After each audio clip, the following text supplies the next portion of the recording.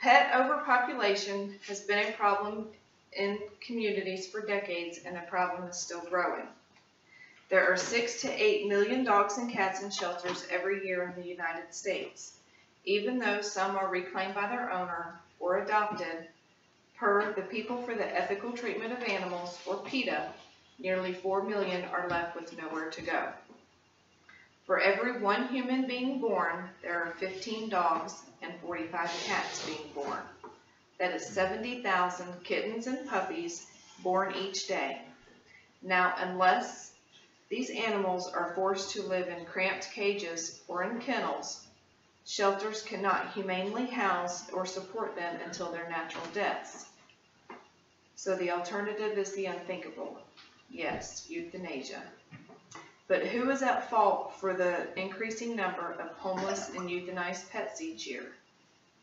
Would you say the shelter? If you do, you're wrong. The blame ultimately lies with the owner. Having your cat or dog spayed or neutered is the right, responsible thing to do. More often than not, the animals that end up in shelters are the offspring of cherished family pets. Spaying is the removal of uterus and ovaries in the female pet, and neutering is the removing the testicles of your male pet. Other than overpopulation, there are other reasons to have your pet spayed or neutered. A spayed female will live a longer, healthier life. According to the American Veterinary Medical Association, spaying your female prevents the risk of uterine infections and breast cancer, which is fatal in 50% of dogs and 90% of cats. If done before 6 months of age, neutering prevents testicular cancer in males.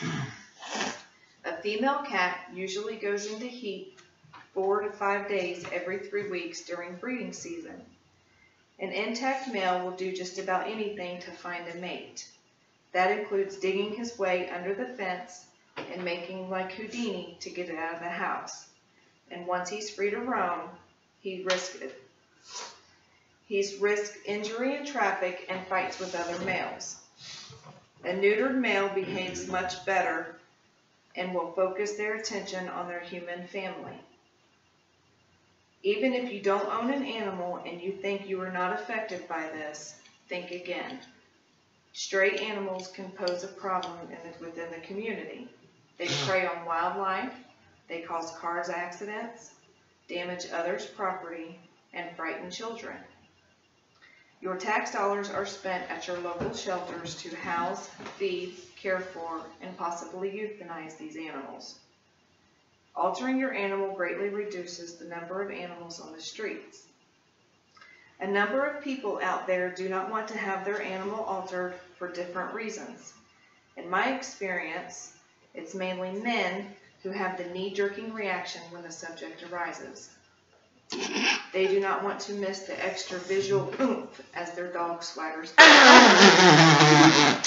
It is also felt by hunters that altering a dog will make them lazy. But according to research conducted by the American Veterinary Medical Association, there is no scientific evidence of this. Another reason people do not want to spay or neuter their pets is the fear that the animal will get fat. This is not true. As long as your pet has adequate exercise and you monitor the intake of food, your pet will stay trim and healthy. Having your pet spayed or neutered is not expensive as some might think.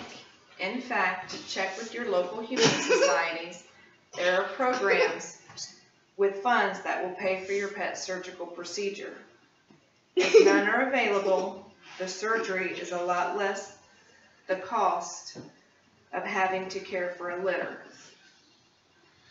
These are just a few of the 67,000 reasons for dogs and 370,000 reasons for cats to have them altered.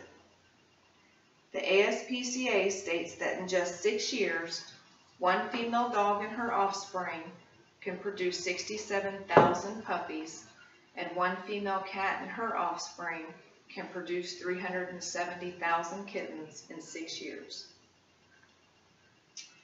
A solution is possible and starts with each of us taking a step, getting our own pets spayed or neutered. Please keep in mind, I'm not talking about professional breeders or those dogs that should not be altered for medical reasons. I'm talking about the backyard breeders who breed their pets to reproduce for the sake of $1, not taking into consideration the health risks. My question for you is, are you going to be part of the solution or are you going to be part of the problem?